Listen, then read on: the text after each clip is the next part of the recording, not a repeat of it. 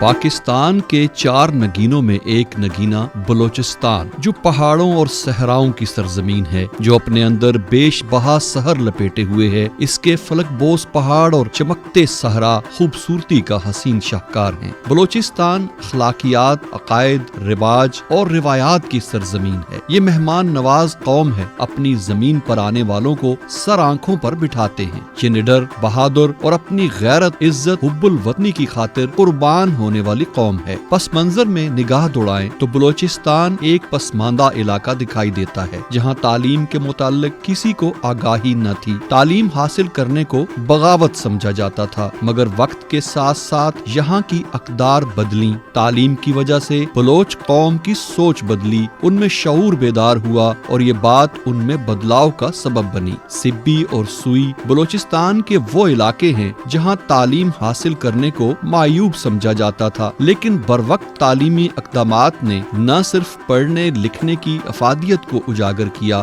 بلکہ طالب علم کو استاد اور علم کے رتبے سے بھی روشناس کرایا۔ میرا نام سعد رسول ہے اور میں ایف سی کالج میں ٹیچر ہوں، سائنس پروجیکٹس ٹیچر ہوں اور پلس ان کو موٹیویشن لیکچر بھی دیتا ہوں اسٹوڈنٹس کو۔ بچپن میرا اسی کالج میں گزرا ہے۔ I am old student of F C college Sui, time of 3 to 8 brigade. طبی میں اوور آل آپ تو دیکھیں نا تو یہاں پہ ایک تو یہ کہ جو اوور آل یہ ریجن ہے یا سبی ہے، بولان اس کو کہتے ہیں نا، اس میں بھی لوگ یہاں پہ ہے تو وہ مطلب موسٹلی ایک تو ایجوکیشن کے حوالے سے مطلب وہ کافی اویئر بھی ہے، اور مطلب اوور آل اگر آپ دیکھیں گے کمپیریٹیولی تو یہاں پہ ایجوکیشن کا ریشو یا لوگوں کی رجحان وہ زیادہ ہے۔ اس خطے میں امن کی صورتحال نہایت تسلی بخش ہے۔ چہار جانب سکون اور اطمینان کی گنگا بہہ رہی ہے۔ بلوچستان کے عام شہریوں کا کہنا ہے کہ ہم بہت خوش اور پرسکون ہیں، ہمیں کسی کا کوئی ڈر اور خوف نہیں ہے۔ بلوچستان میں تو چونکہ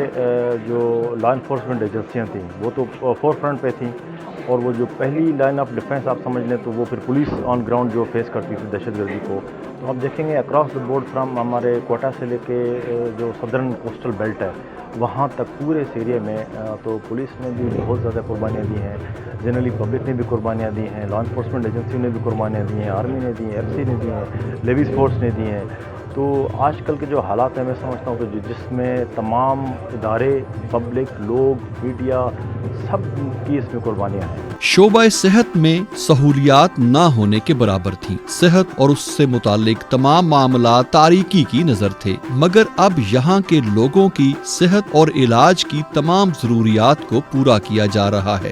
بال تو جس طرح آپ ان کو پتہ ہے کہ بہت ہی ایک ریموٹ ایریا ہے، یہاں پہ تو لوگ جو ہیں زیادہ تر غریب لوگ ہیں یہاں پہ وہ دیکھ لیتے، وہ ڈیپینڈ کر لیتے پیشنٹ کی کنڈیشن پہ جی کتنا کہ کوئی زیادہ سیریس ہوگا، کوئی زیادہ سیریس ہوگا تو اس کو جو ہے نا ریفر کر لیتے ہیں۔ تو ابھی تک ایسے کوئی کیس نہیں آیا کہ جن سے اس کو ریفر کرنے کی ضرورت پڑے، ہم یہیں پہ ان کو ٹریٹ کر رہے ہیں۔ ہمارے پاس میڈیسن وغیرہ کافی مقدار میں لیبارٹری کی فیسلٹیز بھی ہے۔ بلوچستان میں پانی کا مسئلہ ایک سنگین صورتحال اختیار کر چکا تھا۔ اس مسئلے کے حل کے لیے کچی کنال کا منصوبہ نہایت اہم قدم ہے۔ کچی کنال پروجیکٹ اگر دیکھا جائے تو بلوچستان کے حوالے سے اس کی اہمیت بہت زیادہ ہے۔ جیسے کہ آپ کو پتہ ہے کہ بلوچستان کا ہمارا ایریا کے لحاظ سے یہ بہت بڑا ہمارا صوبہ ہے، لیکن اس کی حالت آپ اگر دیکھیں یہ پانی کے نہ ہونے کی وجہ سے یہ سارا اجاڑ بیابان بنا ہوا تھا۔ تو یہ منصوبہ جب آیا ہے تو یہ بلوچستان کی گرینری کے لیے ہے۔ اگر بلوچستان اس سے گرین ہوگا، یہ جتنی لینڈ آپ نے 7 لاکھ ایکڑ زمین اگر اس میں آپ کلٹیویشن میں آئیں گے تو ڈیفینیٹلی یہ تمام لوگ جتنے بھی ہوں گے ان کی اپنی جابز ہو جائیں گی۔ سفری آمد و رفت اور تجارت کے طور پر استعمال ہونے والی ریل گاڑی ملک کے مختلف اور دور دراز علاقوں اور لوگوں کو ملانے کا سستا اور مؤثر ترین ذریعہ ہے۔ مختلف مقاصد مثلاً تجارت، تعلیم، تفریح وغیرہ کے لیے آسان ذریعہ ہے۔ ہر نئی ریلوے ٹریک انہی مقاصد کی تکمیل کے لیے ایک خوبصورت مثال ہے جو ترقی اور خوشحالی کی جانب رواں دواں ہے۔ بلوچ قوم کھیلوں میں بھی دلچسپی رکھتی ہے۔ گراؤنڈ میں کرکٹ میچ کھیلا جاتا ہے۔ ان کا پسندیدہ کھیل کبڈی بھی ہے، جسے فارغ اوقات میں کھیل کر لطف اندوز ہوتے ہیں۔